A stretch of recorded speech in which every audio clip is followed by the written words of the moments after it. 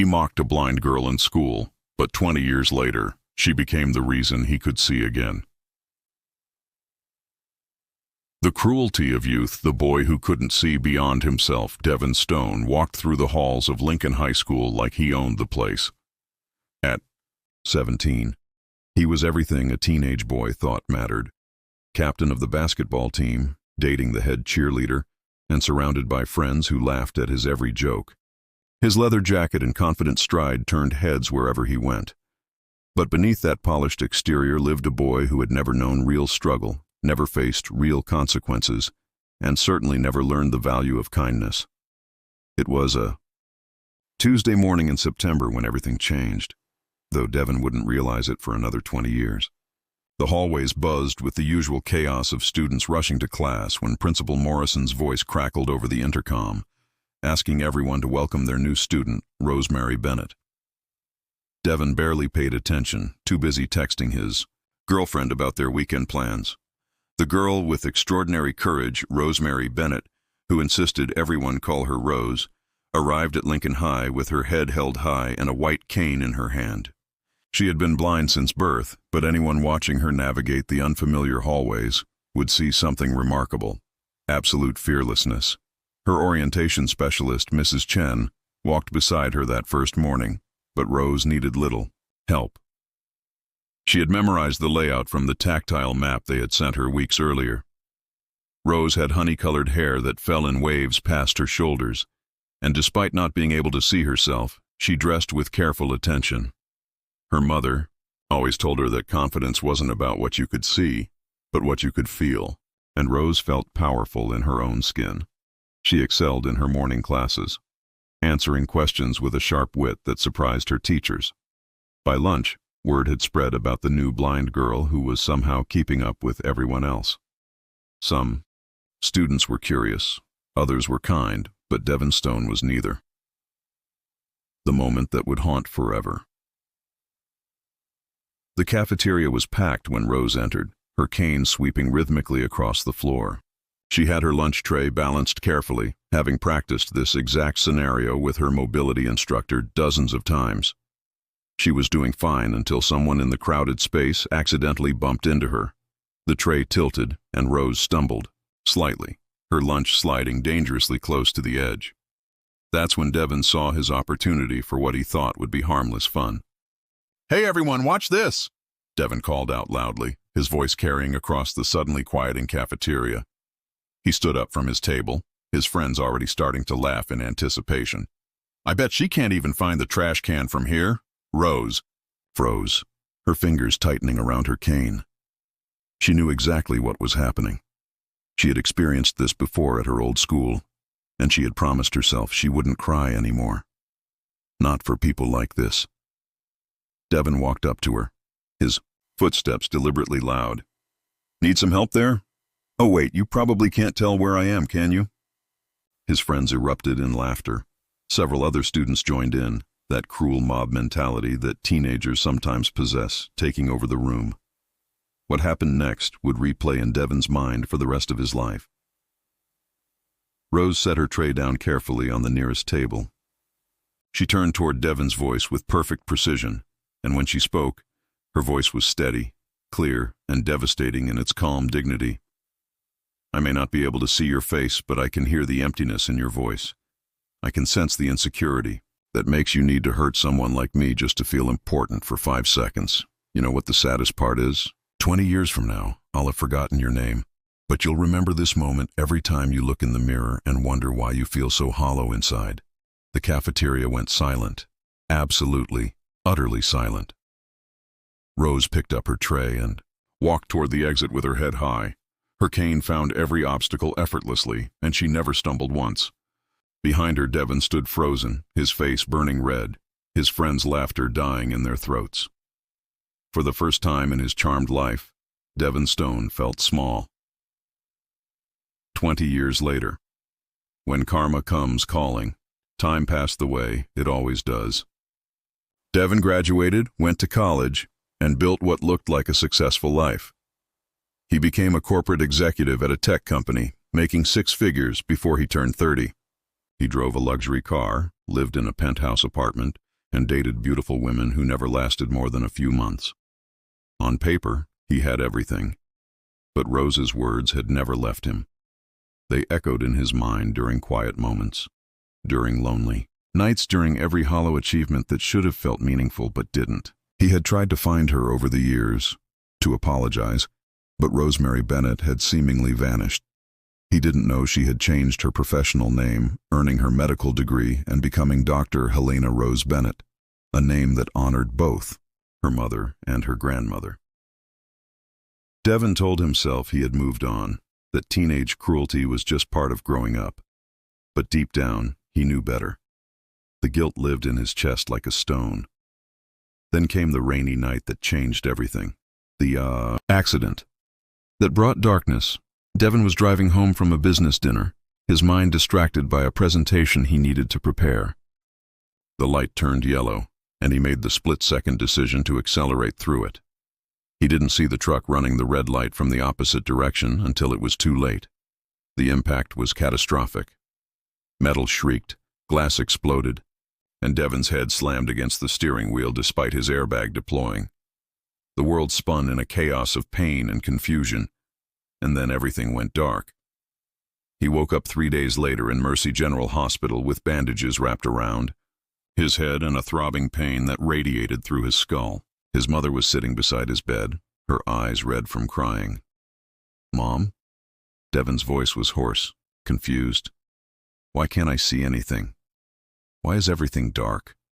The sob that escaped his mother's lips told him everything he needed to know before the doctors even arrived. The impact had caused severe trauma to his optic nerves. The damage was extensive, possibly permanent. Devon Stone, who had once mocked a blind girl for her disability, was now facing blindness himself. The irony wasn't lost on him. In fact, it was the first thing he thought about when the doctor delivered the news. Rose's face, the face he had never actually seen but had imagined 1,000 times, appeared in his mind. Her words echoed louder than ever. 20 years from now, I'll have forgotten your name, but you'll remember this moment." Devon remembered, and now, trapped in darkness, he finally understood what he had done to her that day in the cafeteria. He finally understood the cruelty of his actions, the weight of living in a world designed for people who could see, the constant challenges and small humiliations. As tears streamed down his face, soaking into his bandages, Devon Stone broke down completely. He had spent 20 years running from his guilt, and karma had finally caught up. But what Devon didn't know yet was that karma wasn't finished with him. The story was far from over, and the darkness he now lived in would lead him to the light he had never deserved but desperately needed. The path to redemption. Learning to navigate the dark, the weeks following Devon's accident were the hardest of his life. Simple tasks he had taken for granted became monumental challenges. Getting dressed meant fumbling with buttons he couldn't see. Eating required humiliating help from nurses who had to guide his fork to his mouth. Walking meant shuffling carefully with a cane he didn't know how to use properly, bumping into furniture and walls, bruising his shins and his ego in equal measure. His girlfriend left him within 2 weeks. His friends' visits became less frequent, their discomfort with his condition palpable in their awkward silences. Devon's penthouse apartment felt like a prison, and his successful career seemed like a distant memory. The company had placed him on indefinite medical leave, and he knew what that really meant.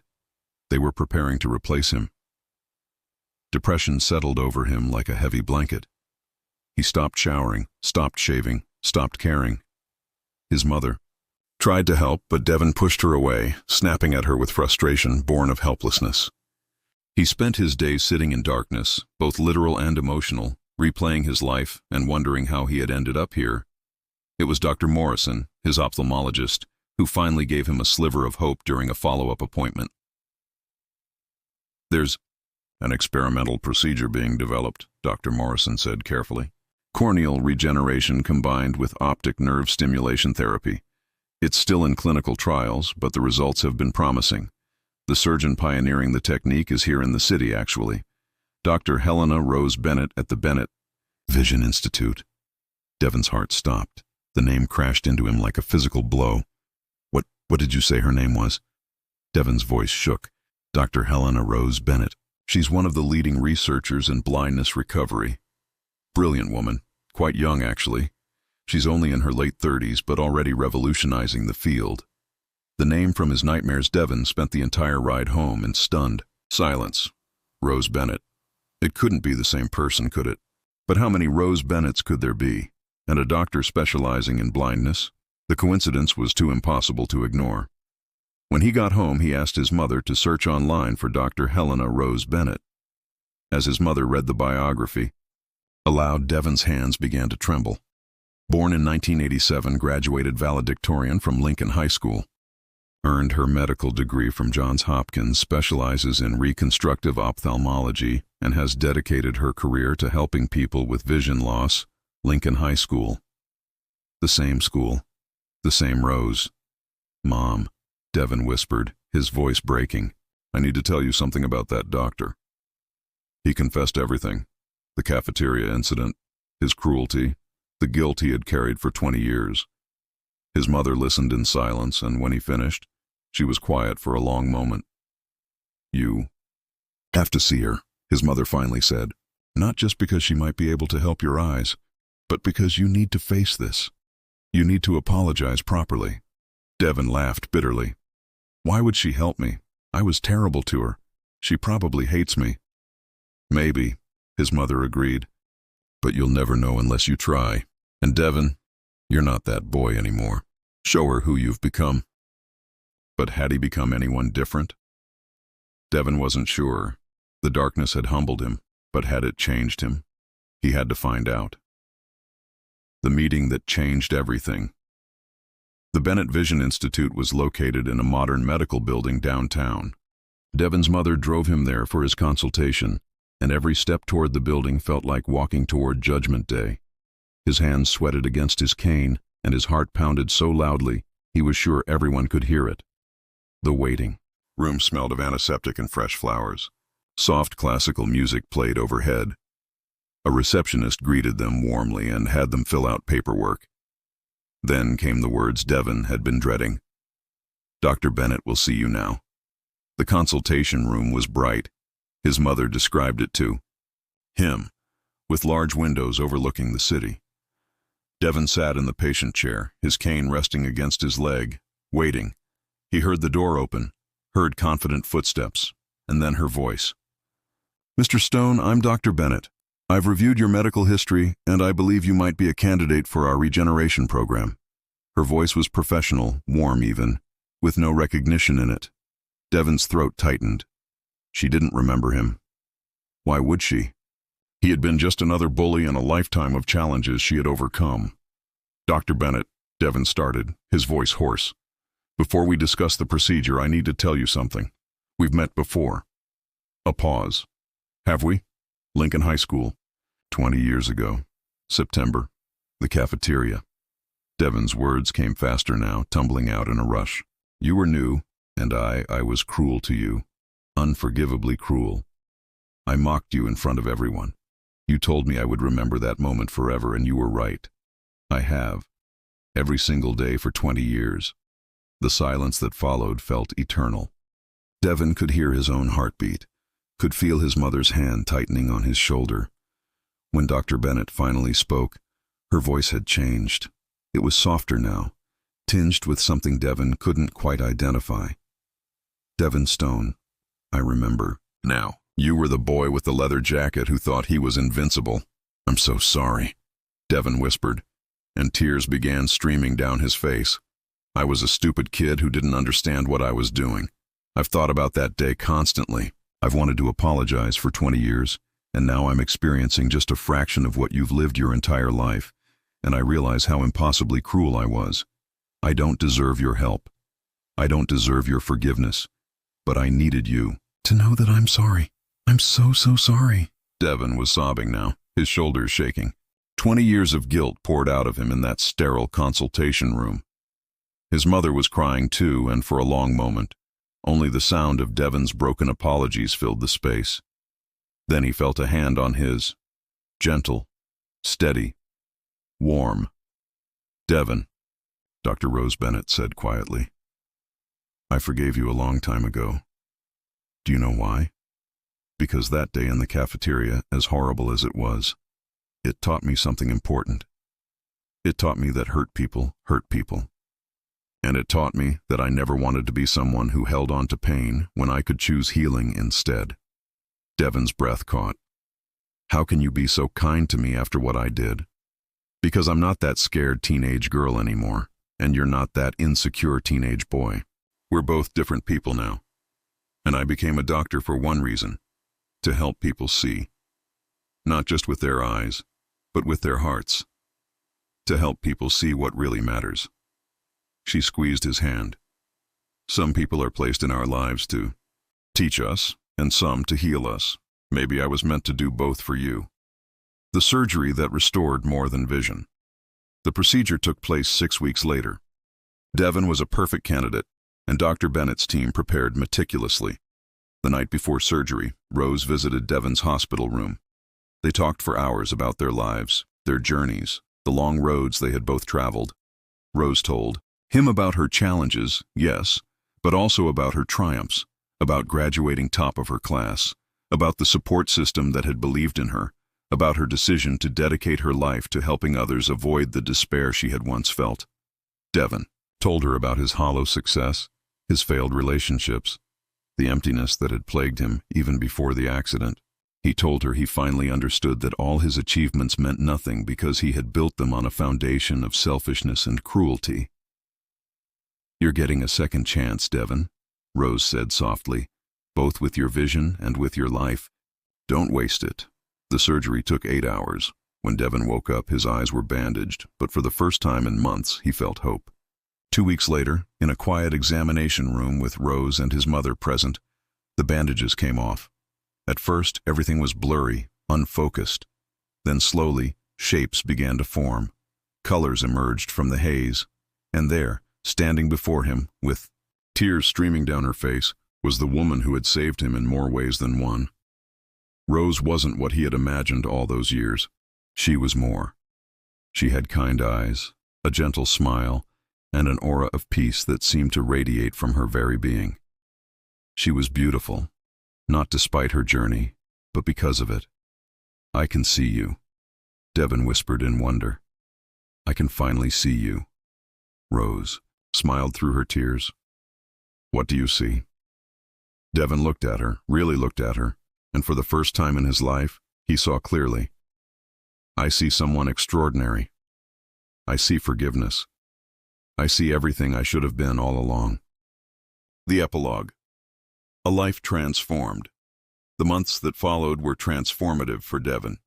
His vision continued to improve with therapy, but more importantly, his entire perspective on life changed. He left his corporate job and went back to school, eventually becoming an advocate for accessibility rights and disability awareness. He and Rose became close friends, bonded by their shared experience.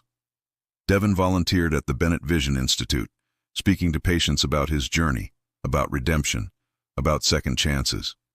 He visited schools and told his story, always emphasizing the cruelty of his youth and the grace of Rose's forgiveness. 3 years after his surgery, Devon stood before an auditorium full of high school students at Lincoln High School, the same school where his story had begun. Rose sat in the front row, there to support him. 23 years ago, in the cafeteria of this very school, I made the worst decision of my life, Devon began. I mocked a blind girl because I thought it would make me popular, because I was insecure, because I had never learned empathy.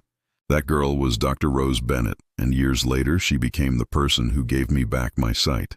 Not just my physical vision, but the ability to truly see what matters in life. He looked at Rose, who smiled encouragingly. She taught me that forgiveness isn't weakness, it's the strongest thing a person can do.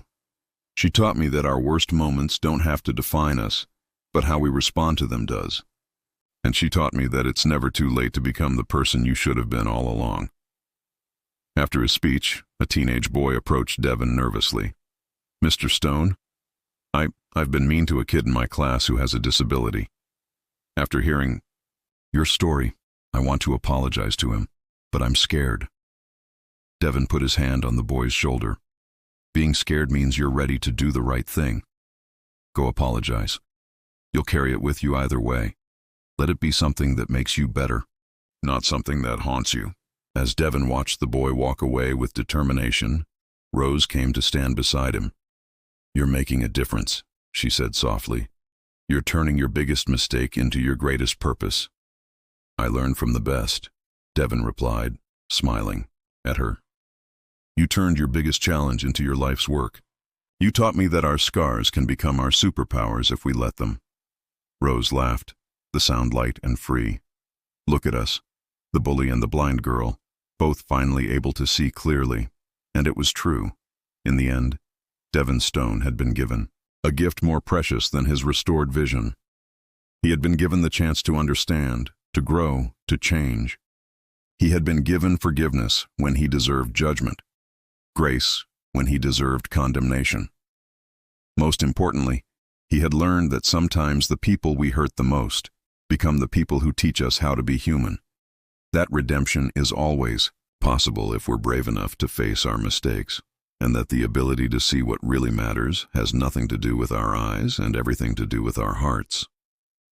20 years after mocking a blind girl in a high school cafeteria, Devon Stone had finally learned to see, and he would spend the rest of his life making sure he never closed his eyes to kindness again.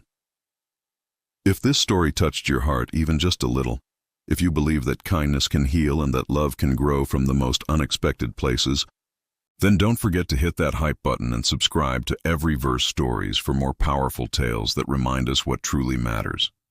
We share real emotional and inspiring stories that speak to the soul. Your support helps us keep telling the stories that move the world.